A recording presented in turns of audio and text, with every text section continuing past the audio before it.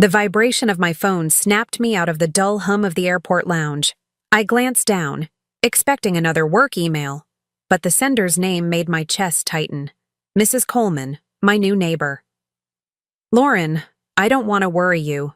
The message read, but your driveway is packed with cars. Looks like a party.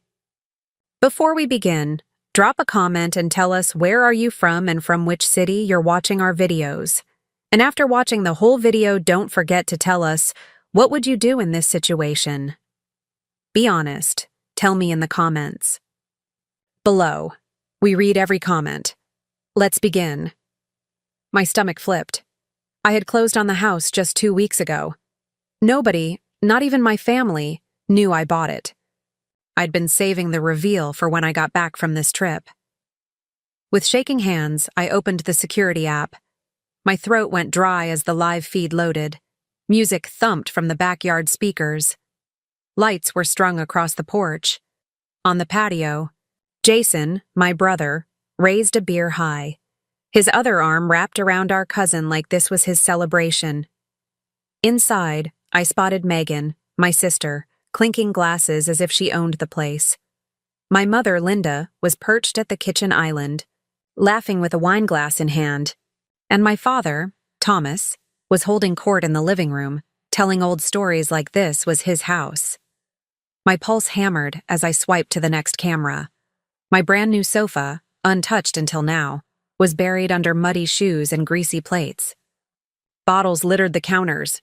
Someone had even left a stain across the rug I picked out myself. Heat burned up my throat, equal parts rage and betrayal.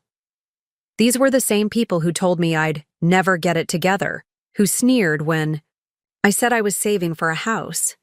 They called me reckless, irresponsible. And now they were partying in the home I worked for.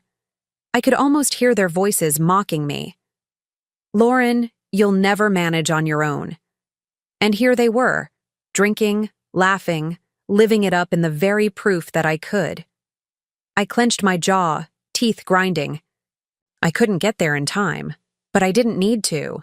I opened my messages and typed just 4 words to my husband. They're in the house.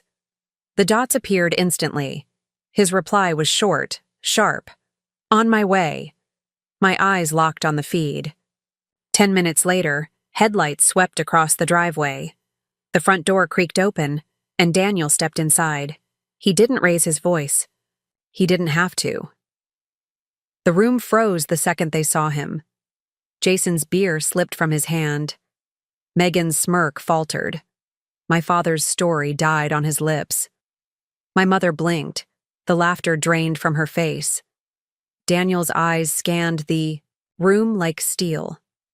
Calm, steady, dangerous. He was the storm they hadn't seen coming. And as I sat miles away, watching the camera feed, my lips curled into a cold whisper meant only for me. Now let's see them explain this. The silence was deafening. The music still thumped faintly from the backyard speakers, but no one dared move as Daniel Mitchell stepped into the living room. He closed the door behind him slowly, the soft click echoing like a gunshot. Jason was the first to find his voice, though it cracked mid-sentence. Daniel, hey man, what are you doing here? Daniel's eyes narrowed, scanning the mess. Plates balanced on my brand new sofa. Mud tracked across the polished wood floors. A half-empty bottle of bourbon leaned dangerously against the coffee table. He didn't answer Jason right away. Instead, he bent down, picked up a greasy plate from the couch cushion, and held it in his hand. You know, he said quietly, his voice calm but razor-sharp, Lauren hasn't even sat on this couch yet. The words sliced through the air. Megan shifted uncomfortably, clutching her glass tighter. My father, Thomas, cleared his throat, trying to mask his unease with forced bravado. Daniel, don't be dramatic. We're just celebrating a little. Families should be able to enjoy themselves in each other's homes. Daniel's jaw tightened. Each other's homes? He stepped closer, his voice rising just enough to slice through the room. Funny, Thomas, because last I checked, this house doesn't belong to you, or Megan, or Jason, or anyone else standing here. Linda finally spoke, her voice sharp, defensive. What's your problem? We didn't see Lauren here, and the place looked empty. It's not like she even told us about it. Daniel's lips curved into something that wasn't a smile. Exactly. She didn't tell you, because she knew this is exactly what you'd do. The tension was suffocating. Jason shoved his hands into his pockets, glancing nervously at Megan, who refused to meet Daniel's eyes. My father's face darkened, like he'd been personally insulted. Look, Daniel, Thomas said, his voice booming now. You don't get to walk in here and lecture us. Lauren wouldn't even have this place if it wasn't for the way we raised her. She owes this family more than you think. Daniel stepped forward until he was inches from Thomas, his voice low and steady, dangerous in its restraint. She doesn't owe you a damn thing. She worked for this. She bled for this. While you sat around calling her reckless and useless, she was saving every penny. And now, when she finally proves you wrong, you all barge in like vultures. I watched from my phone screen, my heart racing as if I were right there in the room. I'd never seen Daniel like this, controlled, firm, but every word carrying the weight of fire. Megan tried to break the tension with a mocking laugh, though her voice wavered. Come on, Daniel, it's just a party. Why are you acting like we committed a crime? Lauren always overreacts, and you're no different. His head snapped toward her. Overreacts? His voice cut like steel. You're standing in a house. That isn't yours. Drinking wine you didn't buy. Stomping mud on floors you never cleaned, and you're calling her dramatic. Megan's smirk vanished. She looked down, her face pale. Then Daniel did something no one expected. He pulled out his phone, tapped the screen, and held it up. My face appeared on the display. Say hello, he told them. Their eyes widened as they saw me on the video call, watching every second of their trespass. I didn't speak right away. I let the silence simmer, let their discomfort spread like wildfire. Finally, I said, So, whose house is this again? Jason muttered. Lauren, come on, we didn't mean anything by it. Didn't mean anything?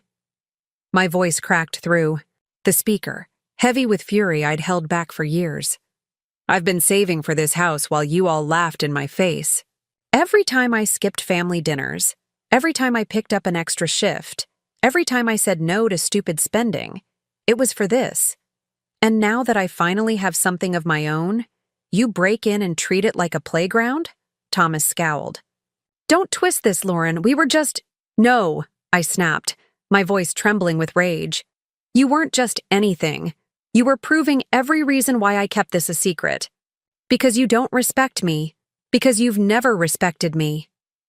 The room was silent except for the faint hum of the speakers.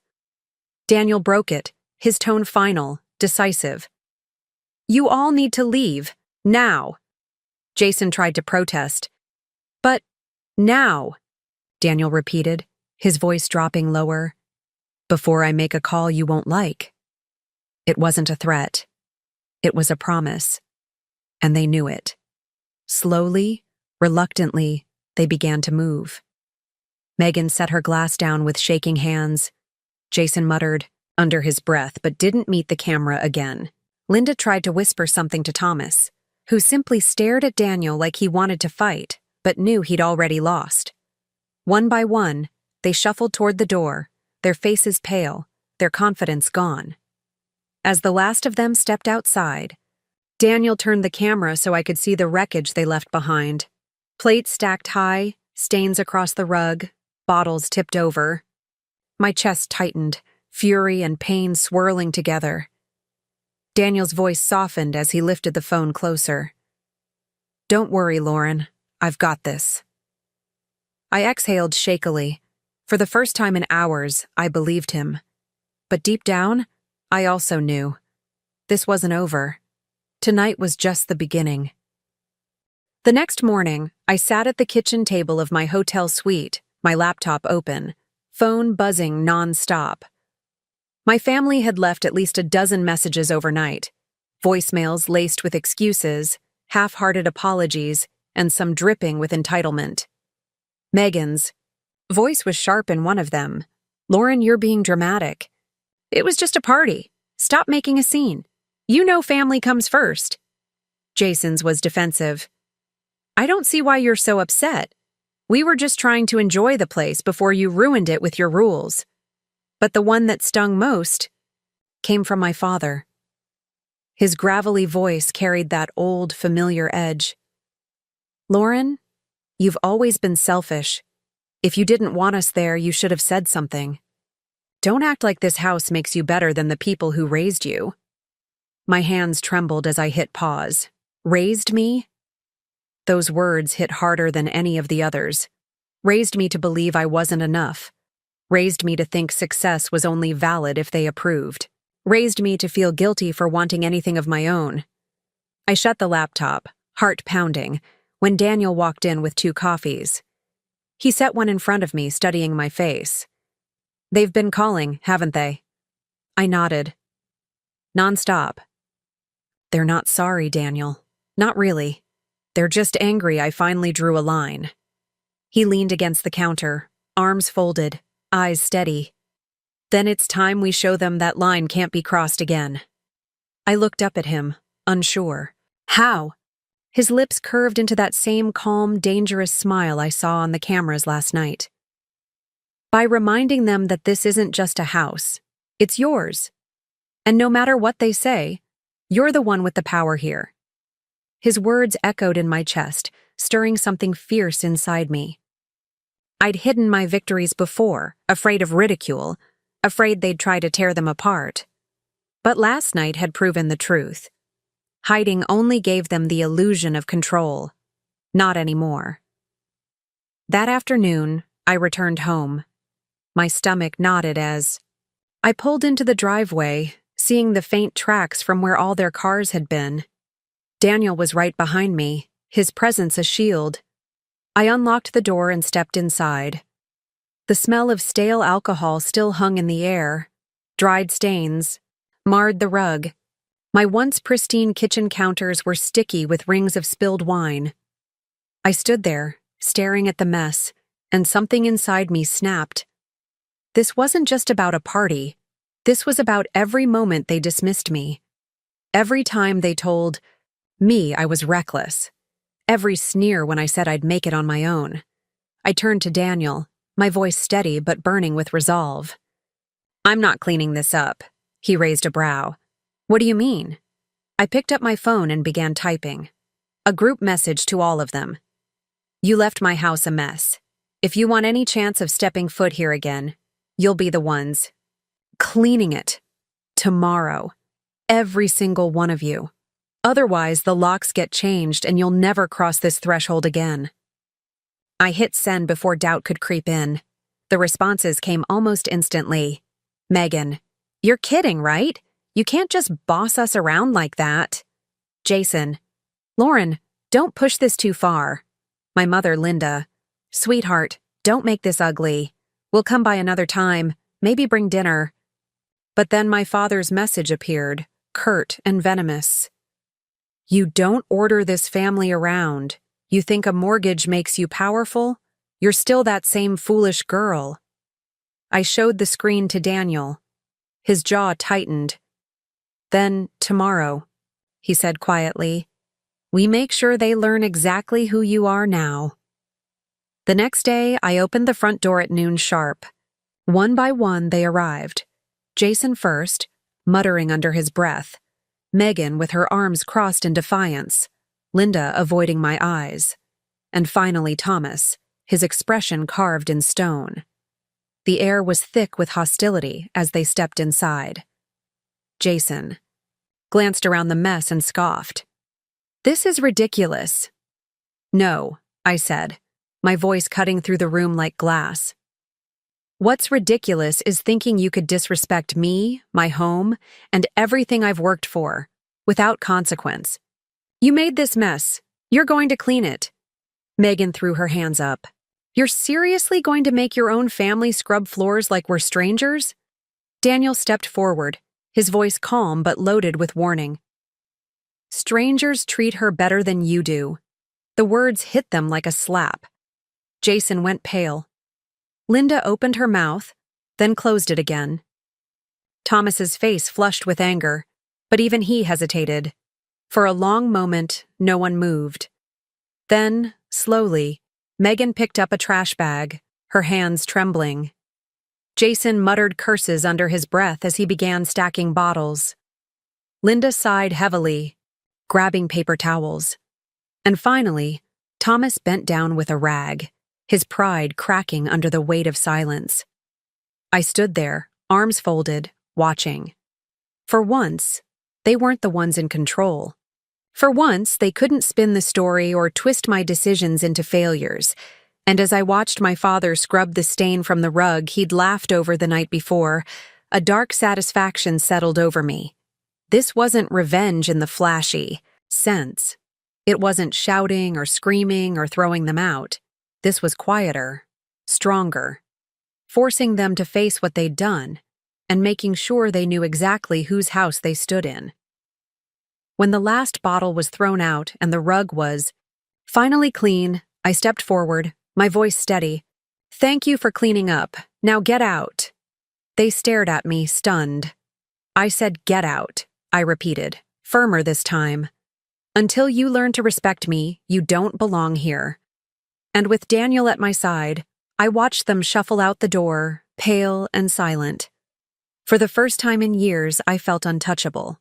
I thought it was over.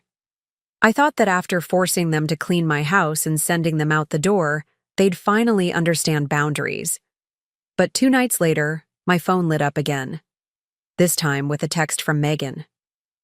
"We're coming. Over tomorrow for dinner. Don't overreact. We're still family." My chest tightened, anger bubbling hot. They hadn't learned a thing. In their minds, this house was still theirs to invade whenever they pleased. Daniel was beside me when I showed him the message. His eyes hardened. "They don't understand words, Lauren. They understand actions.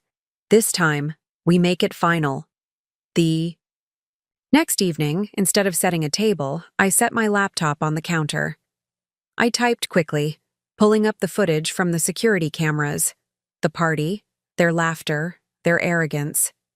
Every angle, every careless word captured in crisp detail. At our 7 sharp, the knock came. Jason, Megan, Linda, and Thomas filed in like they owned the place. My stomach knotted, but I stood tall. Daniel lingered behind me, calm, collected. "Dinner?" Megan asked, forcing a smile. "Not tonight," I said flatly. "Tonight we're watching something else." I turned the laptop around.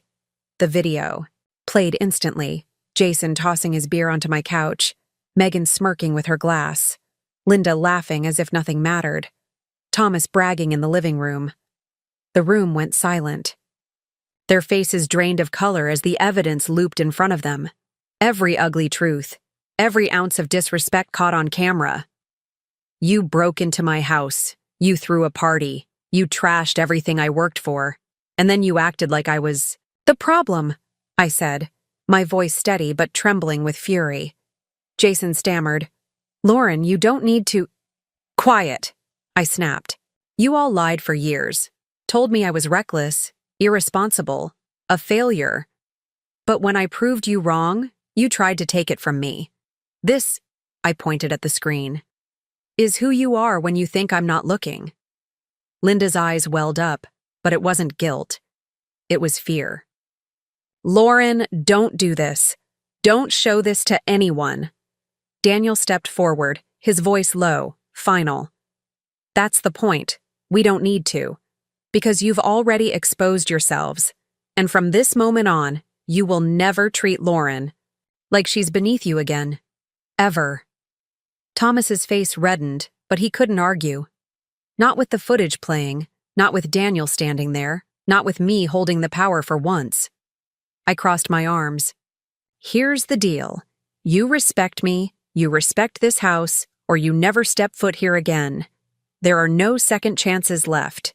The silence that followed was heavier than any shouting match could have been. Jason avoided my eyes. Megan's defiance had vanished, her arms folded tight across her chest. Linda wiped at her face, nodding weakly. And Thomas, my father, the man who once laughed at my every dream, stared at the floor, his pride shattered. Finally, I said, "Now leave." They didn't argue this time. One by one, they slipped out the door, the weight of the cameras and my words hanging on their shoulders. When the door shut behind them, I collapsed into a chair, my body trembling. Daniel wrapped his arms around me, steady, warm. "You did it," he whispered. "You finally stood up to them." Tears pricked my eyes, but they weren't from sadness. They were from release. Years of ridicule, years of dismissal, years of feeling small. It ended here. That night, as I sat on my clean couch in the house I bought with my own sweat and sacrifice, I realized something important. Revenge hadn't been the real victory. It was reclaiming my worth, showing them I wasn't the failure they painted me to be. This was my house, my life, my rules, and for the first time in years, I felt free.